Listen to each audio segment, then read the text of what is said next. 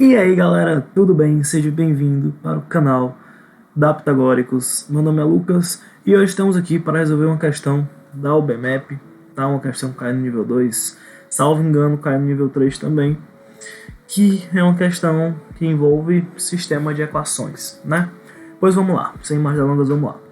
Na figura, os lados dos retângulos são horizontais ou verticais, e os retângulos de mesma cor são idênticos. Qual é o valor de H, tá? Então ele dá aqui pra gente o que é o H, né? E a gente tem que interpretar todas essas informações aqui. Primeiro de tudo, é uma estratégia inteligente a gente nomear cada uma das coisas, né? Então vamos chamar esse daqui de azul, né? Um Azinho. Vamos chamar esse vermelho aqui de V. E como o verde também seria V, a gente pode chamar ele de B, tá? Tanto faz. Ok. Agora quais são as informações que a gente tem, tá?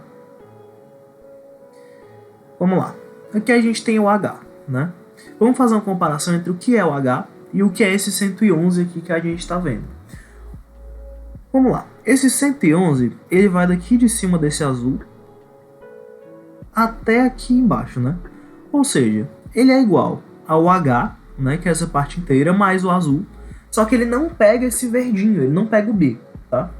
E o que a gente pode fazer? Qual é a conclusão que a gente pode chegar?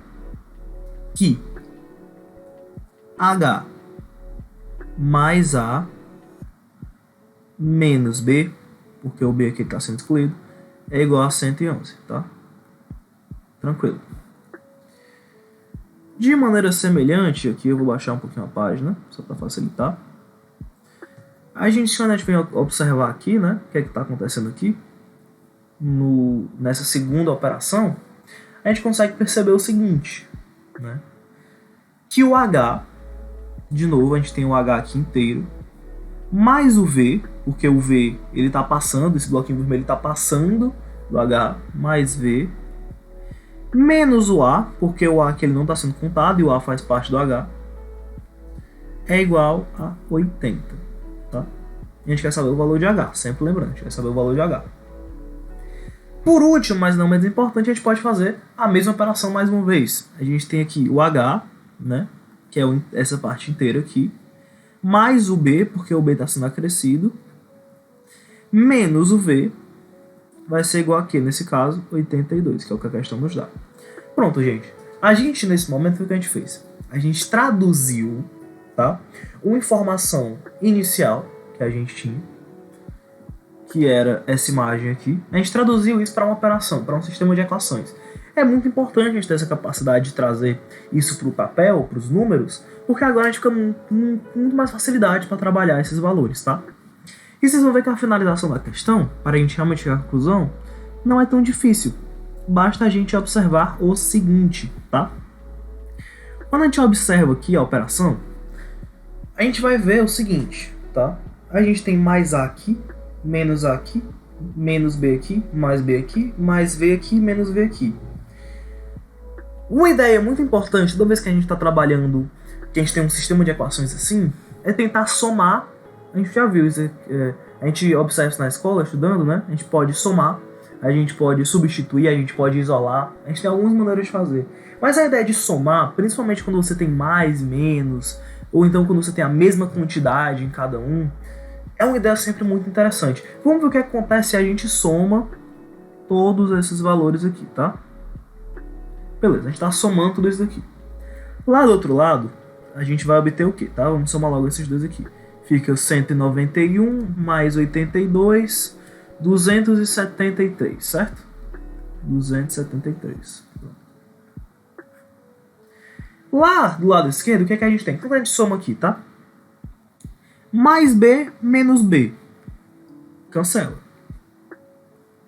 Mais A menos A. Cancelou. Mais V menos V cancelou. E o que sobra aqui é o quê? 3 vezes o H, ou seja, 3H é igual a 273. Logo, o H vai ser igual a 273 sobre 3, que dividindo, a gente vê que isso daqui é igual a 91. E, portanto, a nossa resposta é o item de 91 centímetros. Um problema 17 da prova da UBMF de 2019, um problema que por ser o 17 já não é para ser dos mais fáceis, mas que quando você traz ele para o papel, quando você consegue desmistificar as informações, acaba virando um problema bem simples e dá para fazer tranquilo. A gente tem mais uma questão aqui agora, dessa vez do 16º problema, outro problema lá em cima na prova, né? Que já não é para ser dos mais fáceis, mas vamos tentar resolver esse problema aqui da maneira mais simples possível. Então vamos lá, sem mais delongas, vamos direto resolver a questão. Uma mesa circular tem 6 lugares com cadeiras de cores diferentes. De quantos modos 3 casais de namorados podem ocupar esses 6 lugares de forma que os 3 rapazes fiquem juntos e as 3 moças também, mas nenhum rapaz fique junto de sua namorada? Tranquilo, né? Gente, vamos tentar tirar da questão informações que não são tão úteis assim, tá? A gente tem 6 cores diferentes. Talvez alguém já fosse pensar em chamar cada uma dessas cores por um número e tal. Só que isso não vai servir de nada pra gente. A única coisa que importa quando ele diz que a gente tem 6 cores diferentes é dizer pra gente o seguinte: a disposição que você bota importa, tá? Não basta você ter uma formação, né? E achar que aquilo dali é igual quando você gira. Não, porque as cores giram, então o local de cada pessoa muda. Eu não sei se deu pra entender. Mas a gente tem aqui 6 lugares, tá?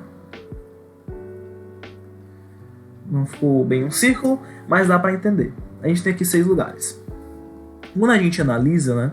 Se nenhum deles tivesse nenhuma cor, a gente poderia dizer que uma formação possível é A, B, C... Digamos que isso daqui fosse válido, tá? D, E, F. Se essa formação ela fosse válida, essa formação já seria a formação única que tem essa ordem de pessoas.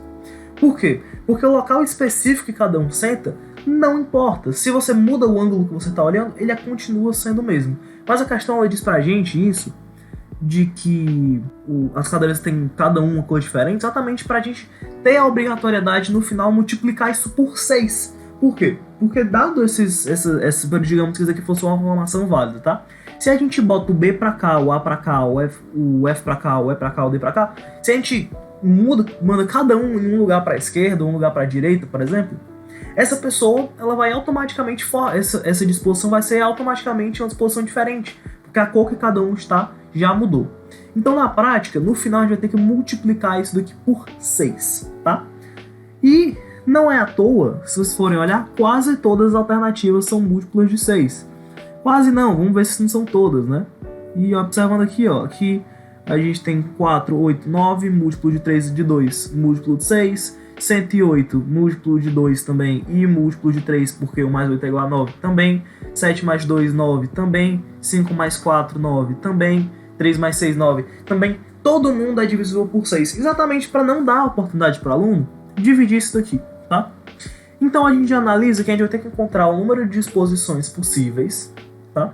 Bom, isso é muito importante, sem ter repetições nesse meio, para depois multiplicar esse número por 6. E aí é que a gente vai encontrar o item por aqui, tá?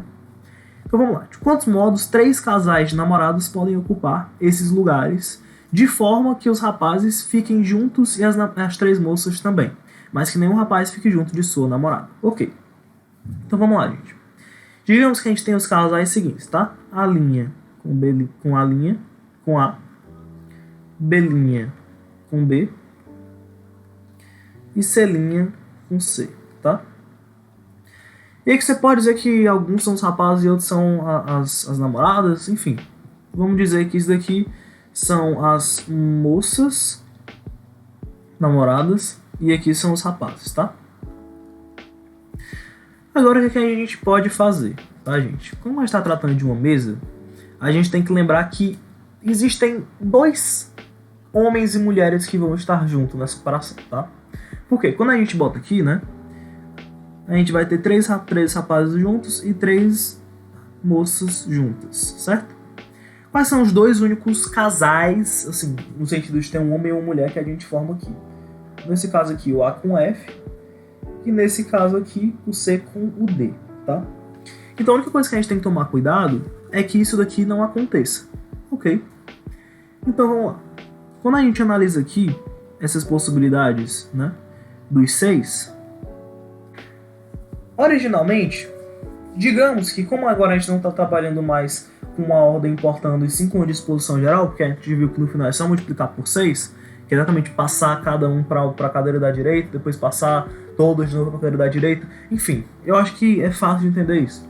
A gente pode assumir algumas coisas aqui, sem perder a generalidade. Por exemplo, por que não dizer que essas 3 aqui vão ser as dos rapazes e essas 3 aqui é das moças? A gente pode falar isso, tá? Então vamos lá. Para cá, a gente vai ter 3 possibilidades, né? Pode ter cada um dos 3 rapazes. Para cá, a gente vai ter 2 e para cá a gente vai ter 1. Certo? Então, na prática, a gente tem para a disposição do local dos rapazes um total de 6 possibilidades, tá? E com essas 6 possibilidades, vamos analisar quantas maneiras a gente tem para dispor as moças, né? Vamos lá. As moças aqui, né? Para cá, a gente vai ter 2 possibilidades, porque não pode ser a namorada desse rapaz aqui, tá? Para cá, a gente vai ter 2 possibilidades também, porque não pode ser a moça desse casal aqui. E como já tem um aqui, para cá a gente só vai ter uma possibilidade, tá? Então a gente encontra o seguinte, lembre, nesse local aqui, a gente sabe, nesse local aqui, tá? Às vezes eu fico em dúvida se o mouse aparece ou não. A gente sabe que pode tentar qualquer mulher, exceto a namorada desse rapazinho aqui, esse rapaz aqui, tá? Então, é muito importante mesmo que aqui tem uma das 2 outras que não são namoradas dele. E do lado aqui, desse lado aqui, acontece a mesma coisa, tá? Do lado esquerdo. Como já tem uma mulher aqui, só existe 3 total, pra cá só sobra uma vaga. Então, as moças, a gente vai ter um total de 2 vezes 2 vezes 1, que é igual a 4 possibilidades. Desse jeito, qual é o total que a gente conclui, tá? A gente tem 6 possibilidades para os rapazes, vezes 4 possibilidades para as mulheres, né? Isso no total gera pra gente 24 possibilidades. No entanto, gente, lembra que a gente falou que tem que ter uma multiplicação por 6 aqui, para a gente não ter problema com isso? 24 vezes 6 dá igual a 144. Portanto, a gente tem 144 maneiras de preencher essa mesa. E assim a gente termina de resolver a questão. É uma questão que eu acho que eu fui um pouco prolixo aqui tentando explicar, mas que é simples para resolver quando você realmente para para pensar. Quais são as ideias importantes? Eu sempre gosto de falar sobre isso, sobre as ideias importantes, né? Que a gente observou aqui na questão. Primeiro, tentar tirar informações difíceis da questão. Então, tenta esquecer um pouco com as informações difíceis, tá? Tem uma coisa ali que parece estar só para atrapalhar, tenta deixar isso daí de lado. E depois, assumir coisas que não tirem a generalidade da nossa análise. Porque isso facilita demais a maneira como a gente consegue resolver a questão. Então, gente, é isso. Resolvemos aqui mais uma questão. Se você gostou, se inscreve no canal da Pitagóricos, tá? É muito importante pra gente. Deixe seu like, deixe um comentário aqui, sugere questão, chama a gente lá no Instagram também. E é isso. Muito obrigado por assistir e até mais.